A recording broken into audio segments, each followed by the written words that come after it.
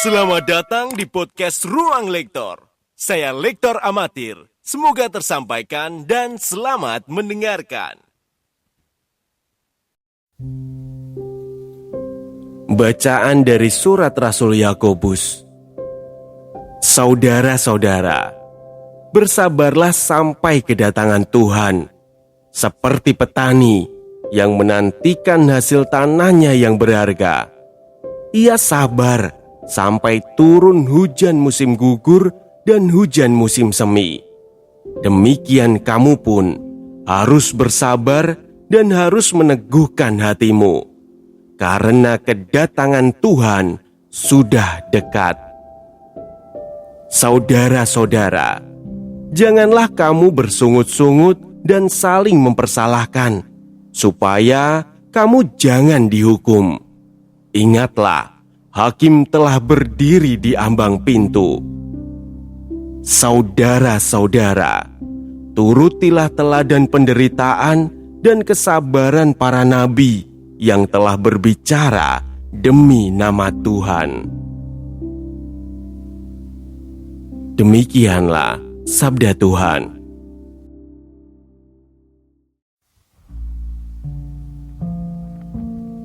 Ada masa dalam hidup ketika semuanya terasa pelan.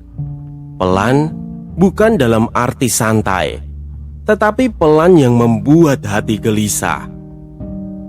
Kamu sudah berusaha, sudah mencoba yang terbaik, sudah berdoa, sudah menguatkan diri, tetapi situasinya tetap tidak bergerak secepat harapanmu. Dan itu melelahkan. Lelah yang tidak terlihat, tetapi terasa dalam tubuhmu, dalam cara tidurmu, dalam cara kamu menahan nafas, bahkan dalam cara kamu tersenyum.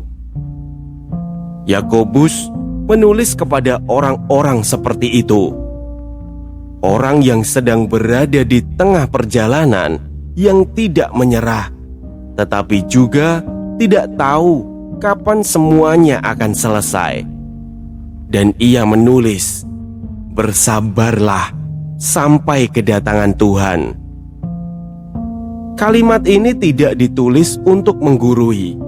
Ini ditulis seperti seorang kakak yang duduk di sebelah adiknya dan berkata pelan, "It's okay, kamu sedang berproses."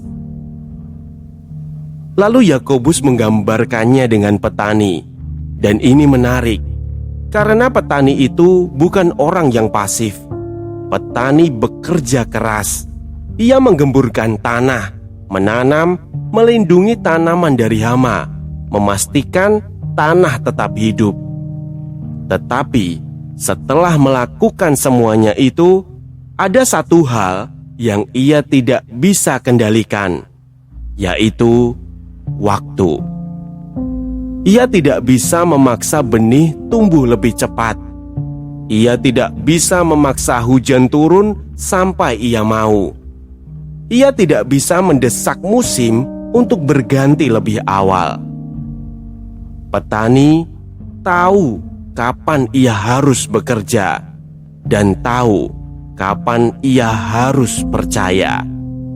Yakobus seolah bilang, ada bagian dari hidupmu yang sudah kamu lakukan, tetapi ada bagian yang harus kamu izinkan untuk Tuhan kerjakan.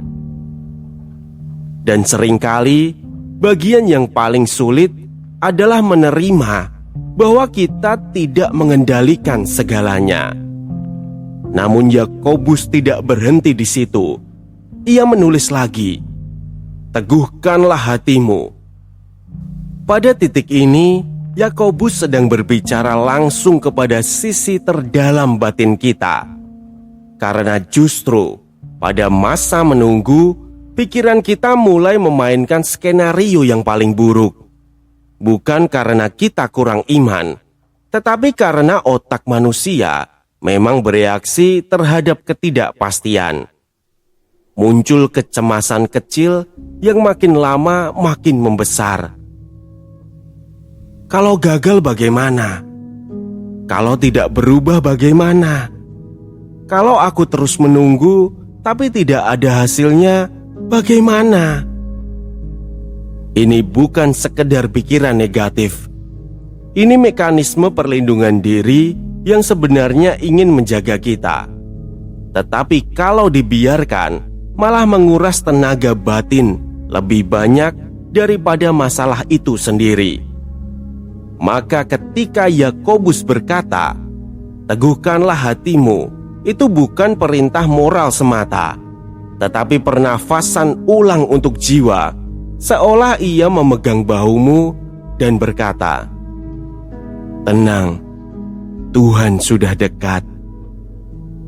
Bukan nanti, bukan esok, tapi sekarang, dalam perjalananmu, dalam kecemasanmu, dalam proses yang belum selesai. Lalu Yakobus mengingatkan kita untuk tidak saling mengeluh dan membandingkan diri. Kenapa? Karena ketika hati sedang sensitif, keluhan kecil bisa menjadi racun yang memperburuk perjalanan yang sudah berat. Sebaliknya, ia meminta kita mengingat para nabi, orang-orang yang tetap setia, bukan karena mereka kuat, tetapi karena mereka percaya Tuhan bekerja dalam waktunya. Dan itu mengajarkan sesuatu yang penting. Tidak semua pertolongan Tuhan datang dengan suara yang keras. Banyak yang justru datang perlahan, memulihkan hati sedikit demi sedikit. Begitupun juga prosesmu sekarang. Bukan berhenti, tetapi sedang dibentuk, perlahan tetapi pasti. Jadi secara sederhana, perikop Yakobus ini berbicara tentang bagaimana bertahan dalam masa menunggu tanpa kehilangan harapan. Tentang belajar melihat waktu bukan sebagai musuh, tetapi sebagai bagian dari cara Tuhan bekerja. Tentang menguatkan hati ketika pikiran mulai melemahkan. Tentang menerima bahwa tidak semua hal harus dan bisa kamu kendalikan. Tentang percaya bahwa ada hal-hal yang sedang Tuhan siapkan di balik layar yang belum bisa kamu lihat. Perikop ini ingin mengatakan, kamu tidak sendirian. Kamu tidak ditinggalkan. Prosesmu tidak sia-sia. Waktu Tuhan bukan penundaan, tetapi persiapan. Dan Tuhan sedang mendekat, bukan hanya nanti, tetapi sekarang. Mungkin kamu belum melihat hasilnya, tetapi itu bukan berarti Tuhan tidak bekerja. Ia bekerja dengan ritmenya, dan ritme itu selalu tepat. Amin. Jangan biarkan sabda ini berhenti di kamu.